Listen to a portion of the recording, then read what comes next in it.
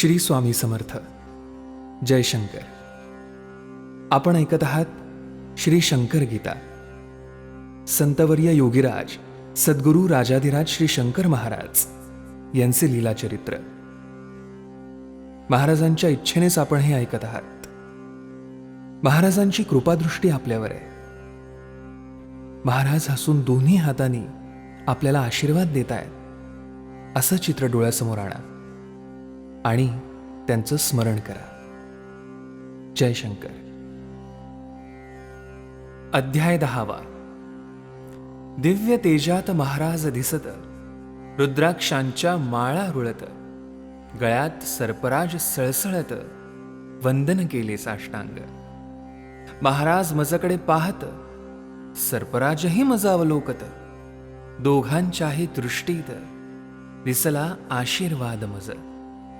अण्णासाहेब थोरात यांना साईबाबांच्या रूपात महाराज नगरला दर्शन देत धन्यता त्यांना वाटली. महाराजांच्या फोटोस अण्णा सातपुते नैवेद्य दाखवित. जेव्हा नैवेद्याची शिते चिकटत महाराजांच्या मुखास, तेव्हाच सातपुते जेवत. समाधीनंतरची ही कथा असत. आपण होऊन शिते चिकटत, भाव जैसा तो पावे. पाणसरे समाधी मठात राहत. दृष्टांतात महाराज त्यांना म्हणत, समाधीजवळ एक विवर असत, त्यातून आत ये तू. माझ्या डोक्याला समाधीत एक वीट आहे लागत, ती करावी व्यवस्थित, विवरातून परत जा. बुजवू नकोस ते विवर. पाणसरेंनी केला विचार, अगदी लहान असे विवर कैसे जाता येईल. आज्ञा शिरसा वंद्य मानून आत गेले विवरातून. वीट डोक्यास चिकटली असून काढून नीट बसविली. महाराजांचा देह भव्य, अगदी तेजपुंज दिव्य. अगाध महाराजांचे कर्तव्य, सुगंध अगदी दरवळला. नुकतीच पूजा केलेली दिसत, गुलाब पुष्पे अगदी टवटवीत. उदबत्त्यांचा घमघमाट सुटत, प्रत्यक्ष सर्व पाहिले. पाणसरे तसेच विवरातून बाहेर आनंदून येऊन समाधीत जे आले दिसून सर्व त्यांनी सांगितले. तात्या सहस्रबुद्धे मुंबईचे. महाराजांनी त्यांना नेले. गिरनारवर महाराज म्हणाले, 3 दिवस थांब इथे. सकाळ संध्याकाळ चहा घे, मूठभर शेंगदाणे दुपारी खावे. ऐसे सांगून महाराज बदले, येईन 3 दिवसांनी. 3 महिन्यांनी महाराज आले. तात्यांना घेऊन वरती गेले. एक शिळा काढण्यास सांगितले. प्रचंड शिळा होती ती. गुरु आज्ञाप्रमाणे मानून तात्या सरकावती हात लावून शिळा सरकता आली दिसून गुहा एक विस्तीर्ण. गुहेत दोघेही उतरले.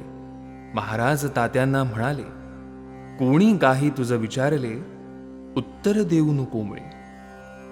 गुहेत दोघेही शिरले. महाराज मागे, तात्या पुढे चालले. एक महान सत्पुरुष दिसले, उच्चासनस्थ तपस्वी. तात्यांना पाहता ते विचारत, कोण तू, काय इथे येत. तात्या अगदी स्तब्ध असत. मागे महाराज दिसले त्या. महात्मा महाराजांचं म्हणत, मागे आपले हिमालयात 250 वर्षांपूर्वी होत दर्शन दंतराजच. महाराज गाणगापूरला गेले. पुजाऱ्यास ब्राह्मणे तर वाटले. महाराजांस त्यांनी हाकलून दिले. महाराज तेथून निघाले. रुद्र घाटावर महाराज बसले. निर्गुण पादुकांवर उपचार चालले. पूजा अभिषेक मंत्र सगळे पुजारी करू लागले. जे जे उपचार पादुकांवर, ते तसेच महाराजांच्या मस्तकावर येऊ लागले. झरझर घाटावर लोक पाहत. स्नान घातले पादुकास, स्नान झाले महाराजांस. पंचामृत घालता पादुकांस महाराज मस्तकी आले ते. मंत्र म्हणण्याच्या घाईत पुजाऱ्यांच्या हे लक्षात न येत जेव्हा पुजारी फुले वाहत गडबडून गेले तेव्हा ते निर्गुण पादुकांवर फूल व्हावे, ते लगेच गडप व्हावे, महाराज मस्तकी ते पडावे, ऐसे घडत चालले. काही पुजारी सोवळ्यात रुद्र घाटावरून पाणी आणत महाराज मस्तकी फुले पडत पाहून चकित जाहले. जाऊन मंदिराच्या गाभाऱ्यात इतर पुजाऱ्यांना ते सांगत, रुद्र घाटावर एक माणूस बसत दिसतो भिकाऱ्यासारखा, परी त्याच्या डोक्यावरती फुले सारखी पडताती. सर्व पुजारी चकित होती. जाऊन त्यांनी पाहिले. ज्याला आपण हाकलून देत तोच हा माणूस असत. जे जे आपण उपचार करत पूजा फुले वाहिली. केले निर्गुण पादुकांवरती, ते आले याच्या मस्तकावरती. पुजारी सर्व उशाळती, शरण आले महाराजा. निर्गुण पादुकांचे घेण्या दर्शन, सोवळ्याचे कडक बंधन, निर्गुण पादुकांचे स्पर्श दर्शन कुणाला होत नसेच. ऐसे असताना गाणगापुरात एकदा महाराज अण्णा थोरात निर्गुण पादुकांवर डोके टेकवित स्पर्श दर्शन घेतले. सोलापूरच्या जनार्दन बुवाला महाराज घेऊन गेले कुरवपूरला. रात्री झोपून पहाटेला दोघे बाहेर निघाले. एके ठिकाणी दार बंद दिसले. महाराजांनी लाथेने ते उघडले. दोघेही आत शिरले. गुहा होती तेथेच. आत देव्हारा होता गुहेत. त्यावर जनार्दन बुवास बसवित महाराज त्यांच्या मुस्काडीत मारत, समाधी लागे जनार्दना. पुन्हा मुस्काडात मारून जनार्दन बुवांची समाधी उतरून त्या जागेकडे बोट करून महाराज त्यांना म्हणाले, श्रीपाद श्री वल्लभ या कुरवपूर क्षेत्रात येथेच ध्यानस्थ बसण्याची जागा आहे. मुक्त करण्यास बालगंधर्वाला मी आलो सोलापूरला. गंधर्व सोडून जनार्दन बुवाला ठरले महाराज म्हणाले. साक्षात्कारी देवी भक्त पंढरपूरकर मनोहर पंत ओंकारनाथ फसमे यांना सांगत आज सोलापुरात शुभराय महाराजांच्या मठात एक महान सत्पुरुष येत. दोघे त्यांच्या दर्शनास जात मनोहर पंत म्हणाले, भस्मे हे शंकर महाराज असत. तुमचे जीवनमान असेपर्यंत जेव्हा जेव्हा महाराज भेटत तेव्हा नमस्कार करावा. फक्त त्यांना नमस्कार करा. काही मागू नका यांना, देऊ नका काही त्यांना. समर्थ आहेत महाराज. महाराज व्यासपीठावर बसत दोन्ही चरणे जोडून असत. भस्मे चरणांवर मस्तक ठेवत आनंदून गेले ते. चरणांचा स्पर्श होता क्षणी दिव्य आनंद झाला झणी. उजवा हात महाराजांनी उगारला लगेच. भस्मे यांच्या पाठीत महाराज धपका मारित. पान कुटून देण्यास सांगत भस्मे पान कुटीत. भस्मे पान तंबाखू देत. रोज येण्यास महाराज सांगत. हेच पहिले दर्शन असत महाराजांचे भस्मेंना. महाराजांनी मारता धपका भस्मेंना कळला परमार्थाचा भपका. उजव्या हाताचा मिळता सपका परमार्थ द्वार उघडले. भस्मे रोज मठात येत. महाराजांचे दर्शन घेत. पान कुटून तंबाखू देत. चरण सेवा करीत. भस्मे यांचे कापड दुकान. मुंबईस हुंडी लिहून 2000 रुपयांची हुंडी असून रक्कम काही जमेना. घातले महाराजांच्या कानावर. गुलबर्ग्या पलीकडे भागीदार. त्यांच्याकडे भस्मे जात सत्वर. व्यवस्था झाली रकमेची. भस्मे रक्कम घेऊन निघाले. उरुसामुळे वाहन न मिळे.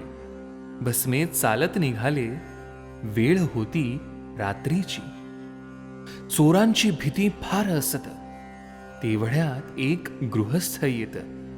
उंच घोंगडी काठी असत. भस्म्यांसंगे चालला. भस्मे अगदी घाबरत. चोर असावा हा निश्चित. तो सुपारी पान त्यांना देत. राजकारण भस्मे बोलत. बरेच अंतर सोबत करून तो गृहस्थ गेला निघून. भस्मे गाडीने येऊन महाराजांना भेटले. भस्मे यांना महाराज म्हणती, खास तुझ्या सोबतीसाठी मी पांडुरंगास पाठविले करी काठी, अंगी घोंगडी उंच.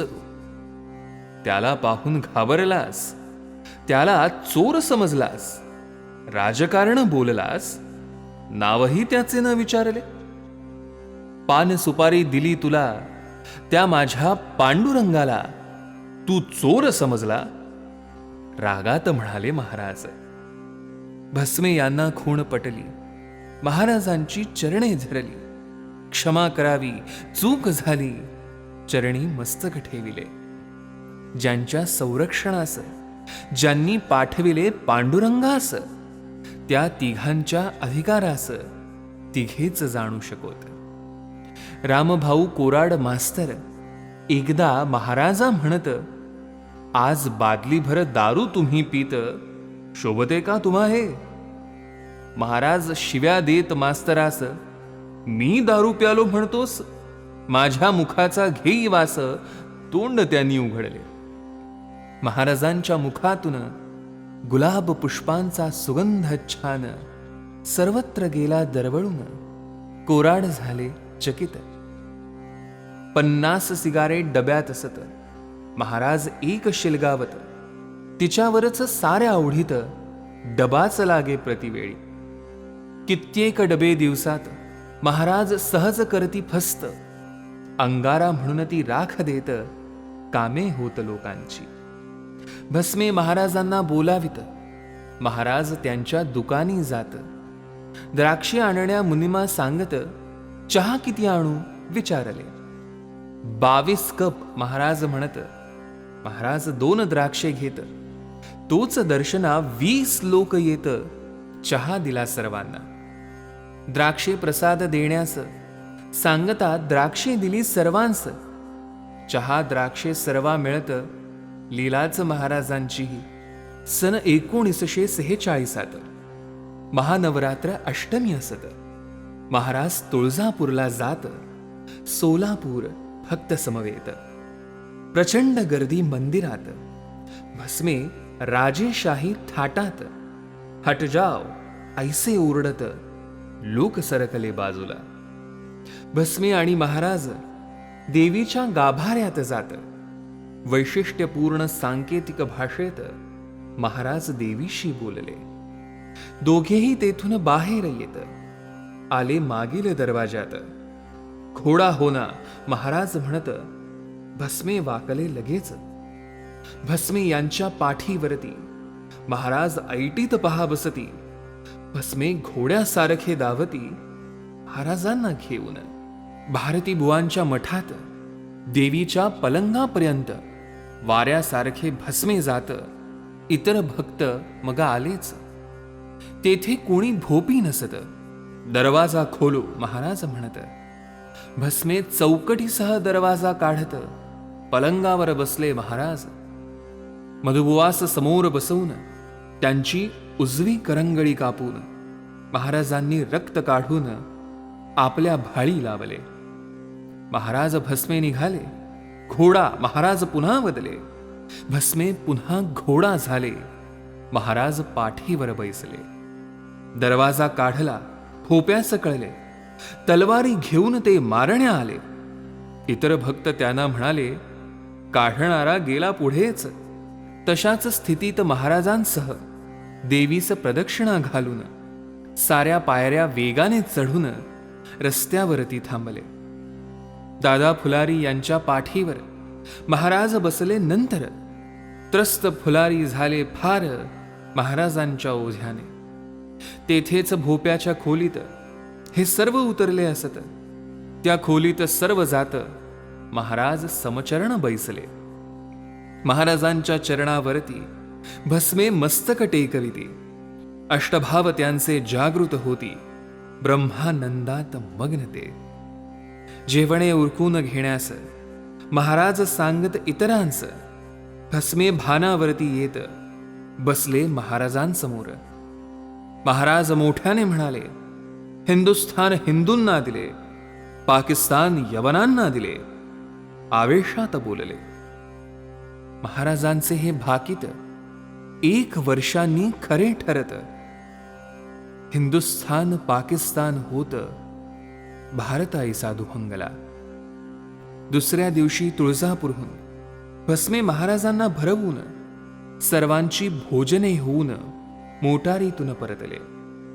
महाराज बसत मोटारीत, भस्मे यांना समोर बसवत. महाराज त्यांचा फेटा काढीत चरणे मस्तकी ठेवली. दोन्ही चरणे महाराजांनी भस्मेंच्या मस्तकावर ठेवून भस्मे गेले रंगुनी चरण स्पर्श होताच. महानंदाचा तो क्षण, ज्याची त्यालाच याची जाण, महाराजांनी दिव्य खाण भस्मे यांना दिलीच.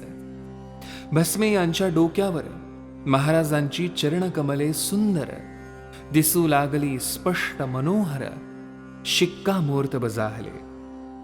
यवन सत्पुरुष महबूब एकदा महाराजांची गाठ पडत. महाराज त्याला खडसावत, धंदा मांडला काय तू? एवढ्याच साठी का तू जन्मला? महबूब अगदी ओशाळला. पुन्हा सोलापुरात कधी न दिसला काही सत्पुरुष असेही. देवस्थळे महाराजांचे भक्त, त्यांच्या अंगात महाराज येत.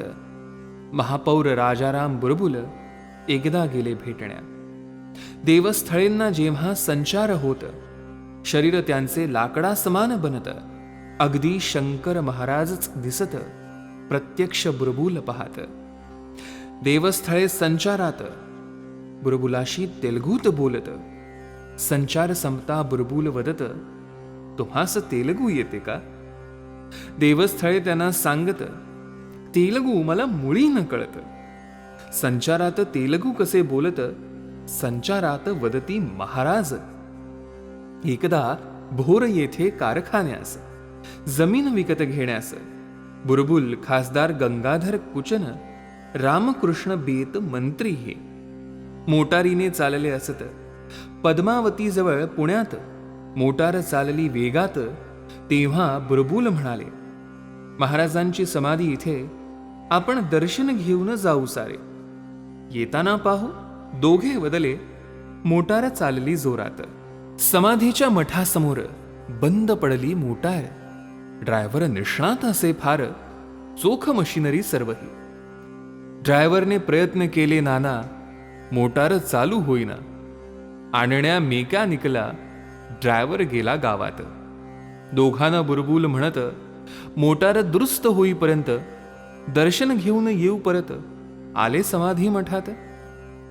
मठात समाधीस लागून महाराजांची मूर्ती असून यांच्या मुखात सिगारेट पेटवून ठेवलेली दिसत असे. बुरबुल पाहात दर्शन घेऊन धूर निघे सिगारेट मधून, तसाच महाराजांच्या नाकातून धूर निघे स्पष्ट दिसे. दृश्य हे तिघांनीही पाहिले. चकित झाले, दर्शन घेतले. ड्रायव्हर आला, मोटारीत बसले. मोटार सुरू झालीच. मेकॅनिक मुळी न मिळत. दर्शनासाठीच मोटार थांबत. दर्शनाने फायदा होत आणखी एक तयाना. भोरची जमीन विकत मिळत, अत्यंत अल्प किमतीत. महाराज दर्शनाचा हा प्रभाव असत, ऐसे बुरबुल सांगत. महाराजांच्या चरणांवर टेकवून भावे मम शिर, दशम अध्याय मनोहर पूर्ण येथे झाला. संतवर्य योगीराज सद्गुरु राजाधिराज श्री शंकर महाराज की जय. या अध्यायातील कोणती ओवी आपल्याला भावली, यातलं काय हृदयाला भिडलं, हे कमेंट करून नक्की कळवा. श्री स्वामी समर्थ. जय शंकर.